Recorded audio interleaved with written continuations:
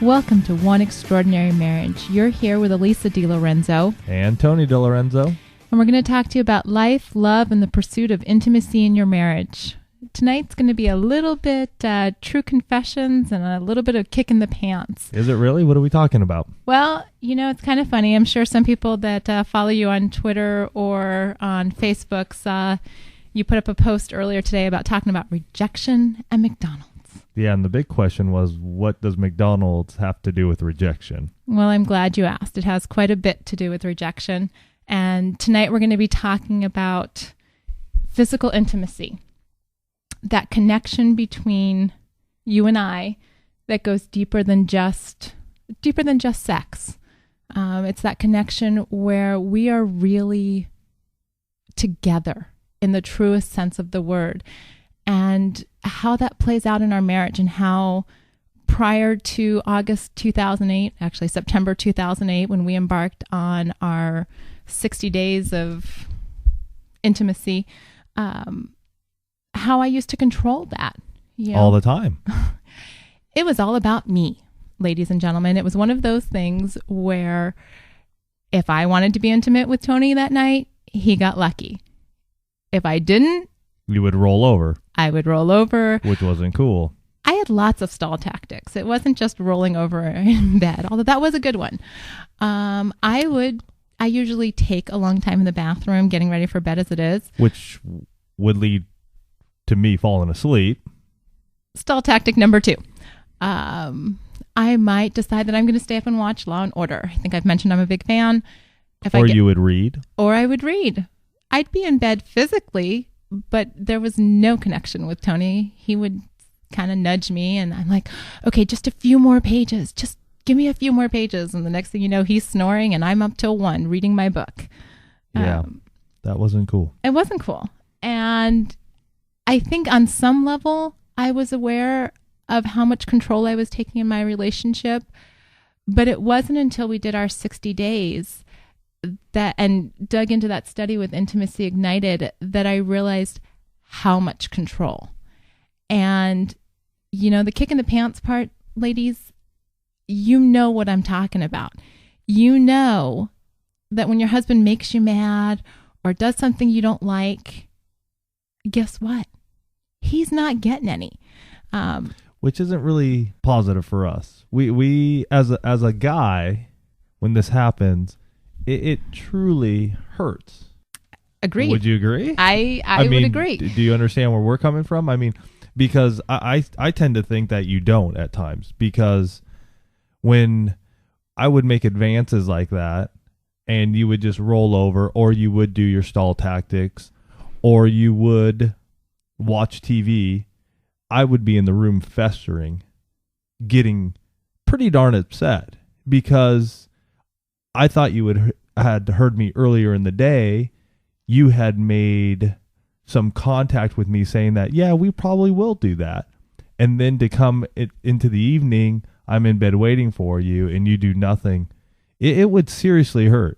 And quite honestly, I would say I am more aware of it and more understanding of my actions now in hindsight than I was when it was going on.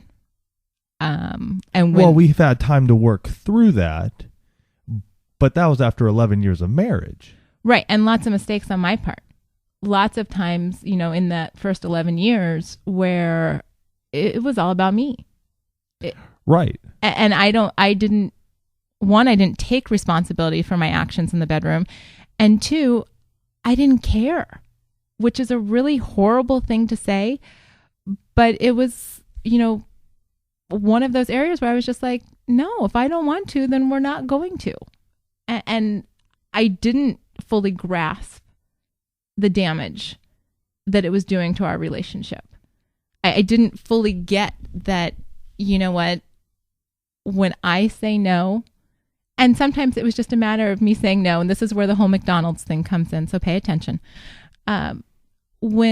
Lots of times when a woman says no, it's not just strictly the rejection of our spouse. Like, there would be times when I'm like, no, I don't want to have sex tonight. I don't want to be intimate. And it wasn't so much that I was like, oh, you really made me mad, although there were nights when that was probably the case. it was just a choice. I make decisions all day long between kids and work and life. That was one more decision, and I was making my choice. Well, how does this have to do anything with McDonald's then? Well, I'm glad you asked. Because for me, on those nights, it was like, well, do you want to go to McDonald's? Do you want to have a hamburger or do you want to have French fries? And I was just making the decision, no, I don't want to have a hamburger. I want to have French fries. I want to go to sleep. Well, isn't it more like, do you want to go to McDonald's or not? Okay. Because going to McDonald's would mean we're having intimacy, physical intimacy. We'd be making love. I mean, if I have the option between hamburgers and French fries, well, I'll take either or if I know I'm going to get something. He would have been happy to get anything. The French fry crumbs would have been good at that point in time. You're right. You're absolutely right. It's going to McDonald's or not going to McDonald's. And so for me, it was there were lots of nights that it was just a very superficial decision. I wasn't setting out to reject him. And one of the things I think we really learned during that 60 days, I had to change my mindset. I had to realize that all of those times in the previous 11 years. Yeah, but hold on. Before we go into that, I think we need to address, though, are we going to McDonald's, yes or no, which is just a to-do item on your list of things for the day. But when you would say no, it was a serious rejection to my core. I mean, as a guy, a lot of what we are about is the physical act of sex, of making love, of physical intimacy. So for you to just go, no, like, do you want to go to McDonald's or not? It would literally crush me. My ego would be crushed, and I would feel that there was a distance coming between us. And time again, that distance continues to widen, which leads to, looking at other women, which leads to fantasizing about other women, which led to, and we've discussed and we haven't discussed here or even on our blog, was pornography became a big part of my life because of that rejection. So, I mean, I get the, hey, are we going to do McDonald's, yes or no? And for you, that was a yes or no answer. But for a guy, for me, that had a lot to do with my ego. My ability to satisfy you was all pent up in that. So it is a big issue for us guys. And I had the opportunity to bring this up to a couple of guys today when I was out at work. And it was interesting the responses I got. I mean, when I brought this up, the guys I was talking to, they're all going, "Oh yeah, Tony, you're telling it right." So I know that I'm coming from the right point, and I think a year and a half ago, when we went through our 60 days, we really learned a lot. We did, because I know that I'm not alone in my behavior in the first 11 years of our marriage. I've, lots of girlfriends. We talk about our husbands. We talk about our relationships. And I know that there are women out there who think it's okay to do what I used to do. And what I'm here to tell you tonight, ladies, is it's not. It's not okay. Because just like Tony said, I was damaging our relationship. Thankfully, it was not damaged beyond repair. And shame on me for not realizing what I was doing, whether it was an out and out rejection of him because I was upset, or, he'd made me mad and I'm going to hold sex over his head as a weapon and a tool to use, or on those nights when it was just, one thing on my to-do list that I didn't want to do. Either time, either scenario, when I said no to him and wasn't realizing that I was rejecting him because I didn't give him more explanation. It wasn't like, you know what, honey, I do want to be close to you, but I'm not feeling well, or I've had a really long day. Can we make a date for tomorrow night, you and me? I didn't take the time in those 11 years to explain myself. Well, and I don't think I was able to communicate myself back then either. I think I wasn't fully aware of what was happening. I did what was easiest for me, which was to not confront you and get on the computer and look at pornography. It was much easier for me when you would turn over in your sleep, say no, fall asleep, get out of bed, and turn on the computer. And so on the flip side of damaging relationships and rejection, you're going into a whole nother world that destroys. I mean, gosh, we're man. Thank God it didn't destroy us. Right. Right. Yeah. It could have. It very easily could have. But I'm going to reel this back in and sort of.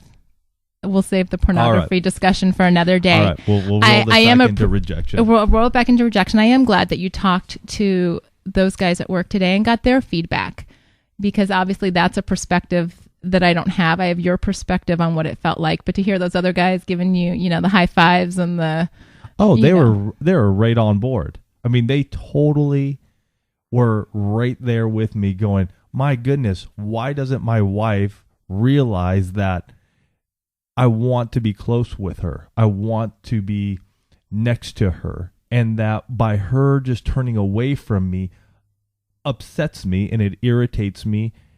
And, like myself early on, and something that we've worked through for the last year and a half or so, is that we've been able to communicate that. And that's what I was telling them, is that you need to really dig deep with your wife here and express those feelings to her.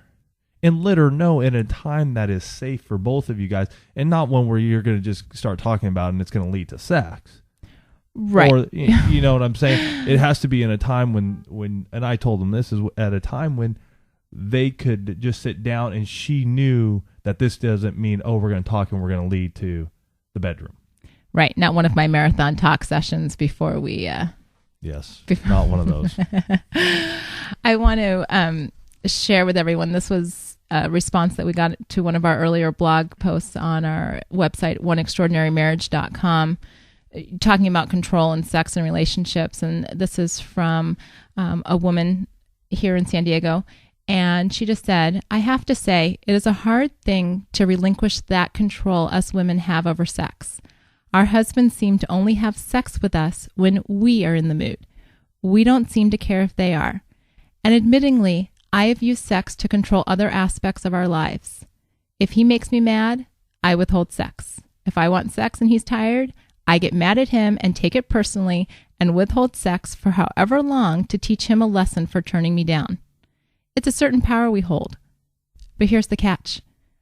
I am learning as I get further in my marriage how wrong I was for doing those things."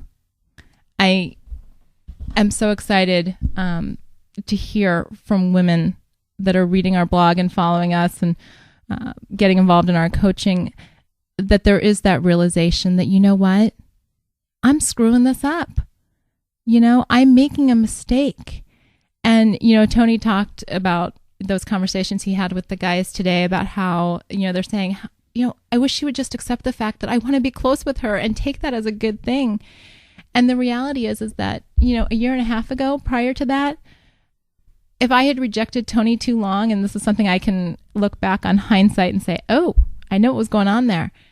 If I reject Tony, if I say no too many times, he gets super touchy-feely. Like he'll come by and he'll, brush my arm. And well, I'm trying to get that physical touch that I so desire, right? Right. But I wasn't putting two and two together and getting four. Well, and that comes to the point of ESP. I mean, we can't read each other's minds.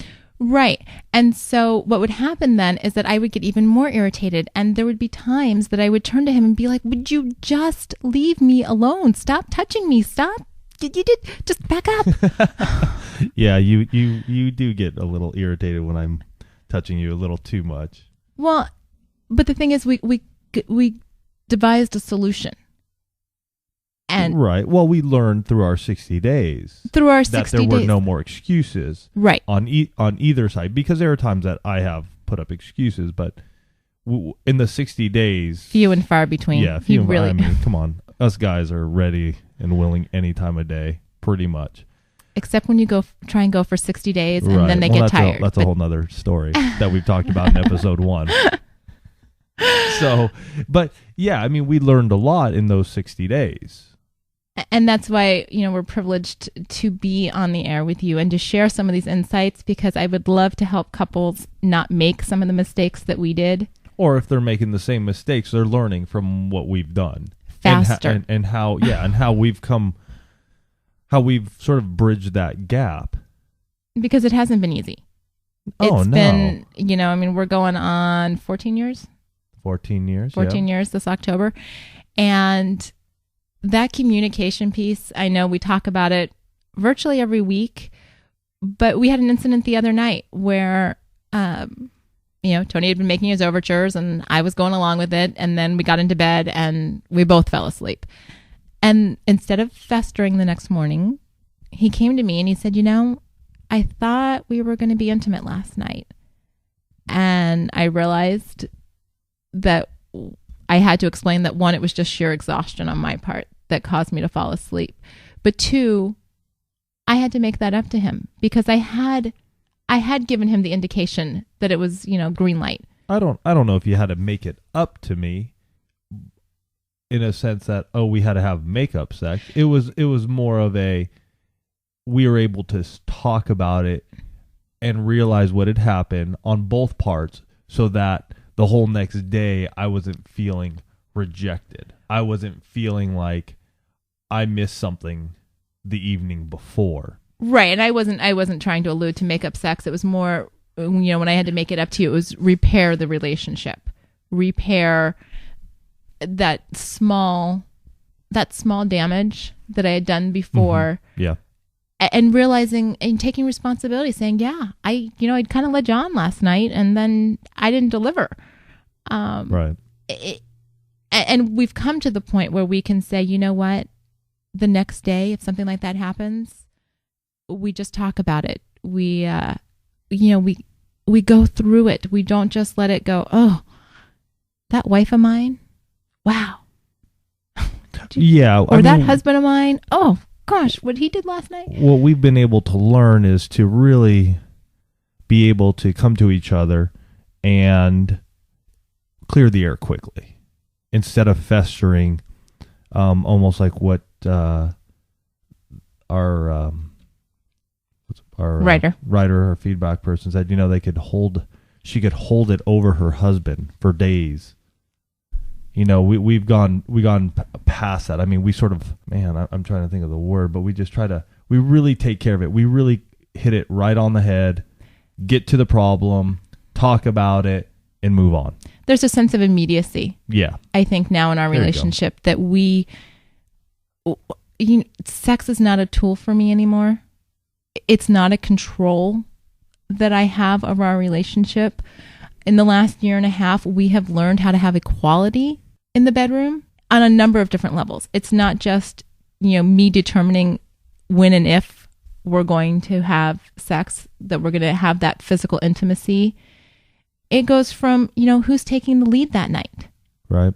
We have, and I know some people listening to this are going to be like, you schedule all of this? Listen to us for a few minutes and listen to what we do. And before you prejudge our scheduling, think about it and talk it over with your spouse. In August of this past year, Tony and I decided, was it August or September? August. It was August. Yeah. He's looking at me and I wanted to make sure I had my dates right. Yeah.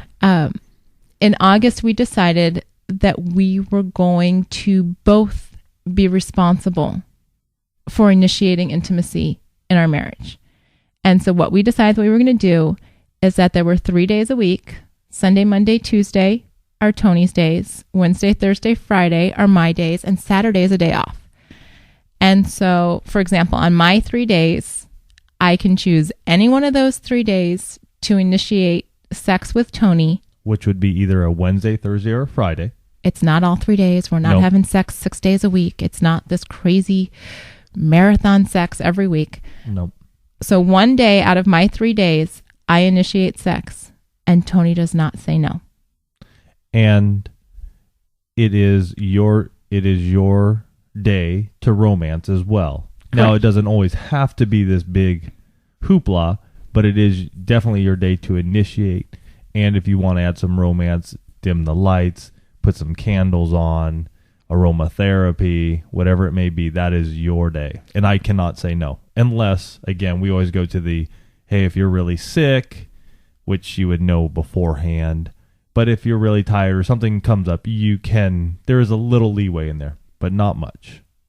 Not much. He's giving me the really serious look. You can't see it, but he's giving me the no leeway look. And vice versa on Sunday, Monday, Tuesday, Tony's days. Those are my days to initiate, which most guys, I mean, come on. Well, we do this anyways, and if I could do it all 3 days, I would too. But our deal is this is our deal. one time out of those 3 days, so either Sunday, Monday, or Tuesday, I get to initiate. Personally, I like to sort of set the mood, and have done that in numerous ways. Again, candles, turning off the lights. Sometimes it's even reading to each other. But what are you looking at me like that for? I'm trying to think the last time you read to me. That is, yeah. Yeah, I think that might be a new idea that you've got, but Maybe you haven't done it yet. I haven't done that. Okay. He's planning on that. That's probably my next romantic night. Okay, go ahead. Okay. Set the mood. So, and those are that one night would be my night to set the mood for us. And I can't say no. And right. So here's what this has done for our marriage. What's it done? What has it done? Well, from my perspective, I'll let Tony, I won't speak for you, but from my perspective, Tony is not as touchy-feely all the time. Like on those nights, those days and maybe weeks when he wasn't getting any intimacy and he would start to touch me and I'd do that crazy freak out, get away from me thing. He's not doing that anymore because he knows twice a week he's getting some. Yeah. That's very so true. He's satisfied. Well, and the other thing is too, is that I know for a fact that if I'm going to initiate, I am not going to be turned down, which, after a while in a marriage, when you get turned down time and time again, you tend to start getting a little gun shy. It's, why am I going to do this? So I can be rejected again? I mean, think about this, folks. If I go into the same place, be it a sales call, be it into work, wherever you may go, and every time you go in there, you get turned down, how often are you going to go in there? I think over time, you're going to stop going. Isn't that the definition of insanity? Yeah, it is. Doing it over and over again and hoping for a different result. Right. Something along those lines. So what this has enabled us to do, and for me personally, is it allows me to go, wow, I can initiate and I can do anything leading up to it. And reading, I meant texting. That's what I was talking about. Oh, okay. That you do quite a bit, yes. And I meant to say texting throughout the day to Elisa to sort of build up that mood, that romantic ambiance that we'll have later in the evening. I can do that and know that I'm not going to get turned down. I mean, it brings joy to me to know, yes, what I am doing now will lead to a yes. The other thing that's been really good is, in that whole control thing, is I was quite content for many years of our marriage. In fact, probably the first 11 and a half, to let Tony be completely in control. Like I would not initiate sex more than maybe a handful of times. Yeah. And I mean, we would have to really go back and find those handful of times. Okay. You get the idea. So now, once a week, Tony gets to have sex without having... And I don't know if it's... I mean, we're going to have to discuss the whole sex intimacy. We'll do that in another one, though, too. So we are intimate. Yes, twice a week. Intimate. Physically intimate twice a week. Which to me means that we are spending really quality time. Electronics are off. Yes. I mean, intimacy to me at this point in time means when we are intimate together, physically intimate together, we are seriously into each other. Where sex, which we've had many a times before this period in our lives, was a physical act and not necessarily meaning that you and I were truly engaging each other. We were there. We were two physical beings. We were married. We were making love. We were having sex. I don't even know if I'd call it making love. We were having sex. It was a physical act. When it was done, it was over. We would go to sleep. Now, when we are together, it is truly intimate. It is truly an amazing time to be together. I would agree. I love the way he just put that. You know, it's totally changed. Yeah. I mean, it's like fireworks going off every single time. Yeah. I would give you fireworks. Yeah. I would give you fireworks. I mean, that's truly awesome. I mean, it is. It's so rad to be able to come and meet you in the bedroom and have this just explosive lovemaking session. Right, because there's a true connection there. And there's a true being in the moment, being present, just having all of it. It's not just the physical, it's the emotional, it's almost indescribable. Everything's lined up. But it's taken a lot of time, and we've had to overcome a lot of hurdles to get there. And I'm glad that we have, because, you know, what I have now compared to what I had 2, 3, 4, 5 years ago in terms of my relationship with my husband is, you know, you hear about those marriages that start to go downhill, you know, the longer they've been married. Right.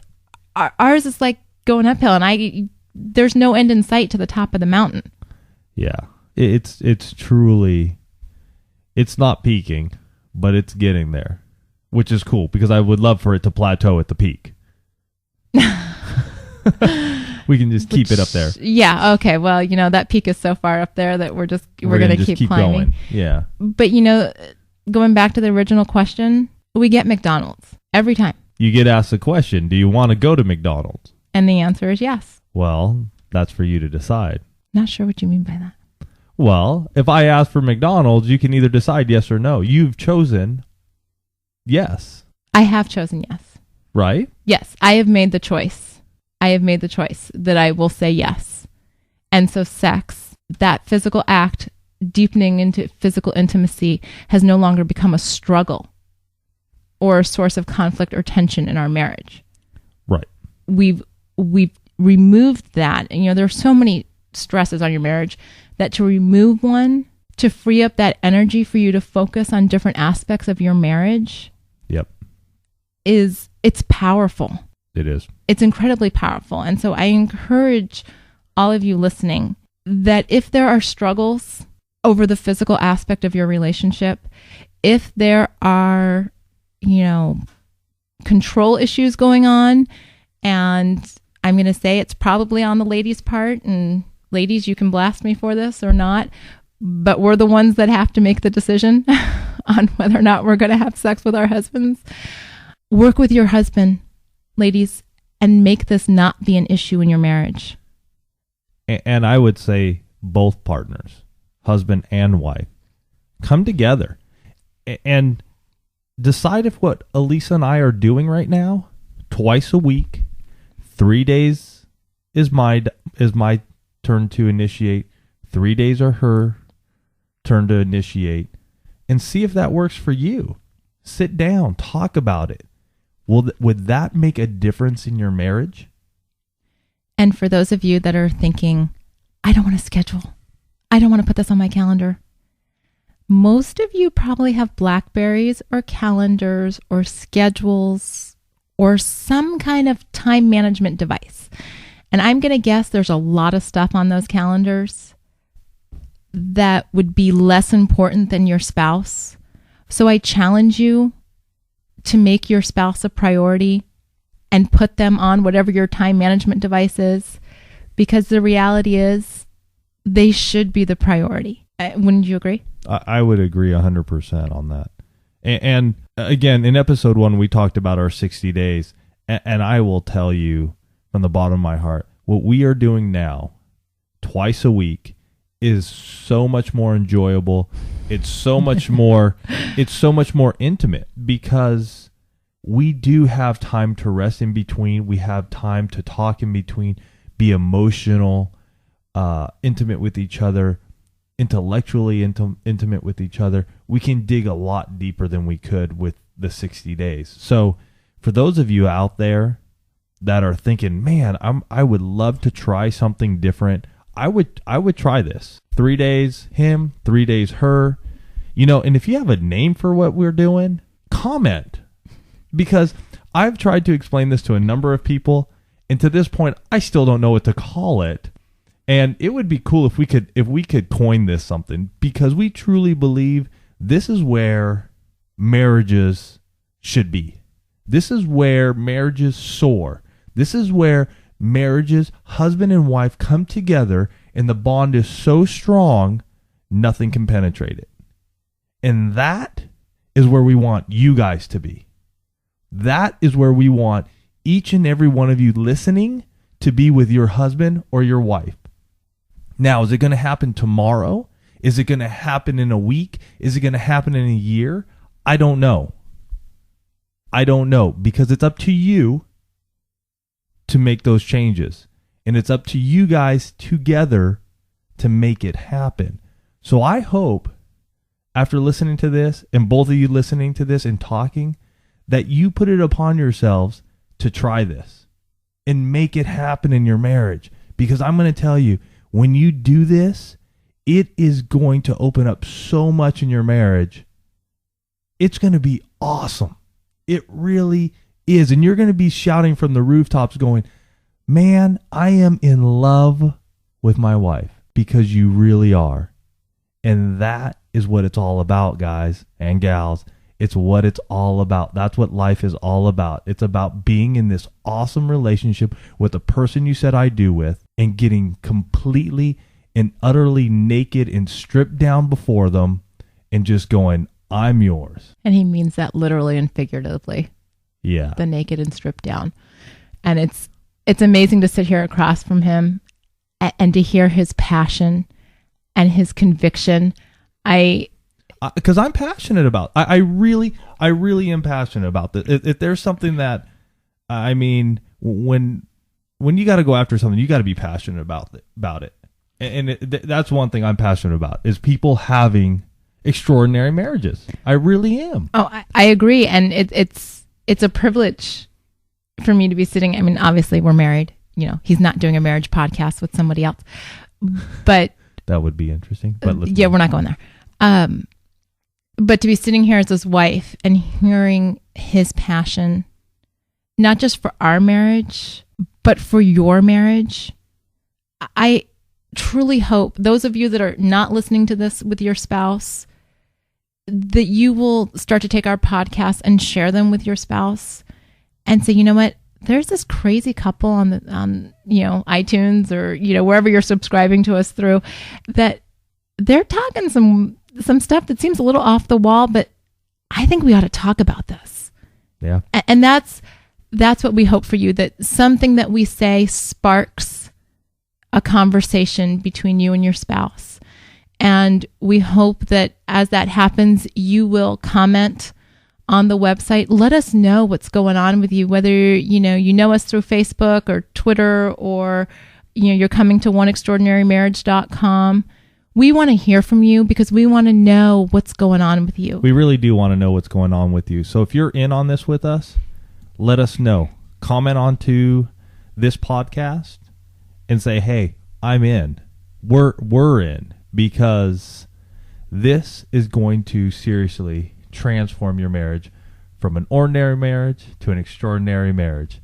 Folks, we are just so blessed to have you here with us, and we are going to sign off. So if you ever have any questions for us, you can email Lisa at askalisa@oneextraordinarymarriage.com. If you have a question for me, email me at asktony@oneextraordinarymarriage.com.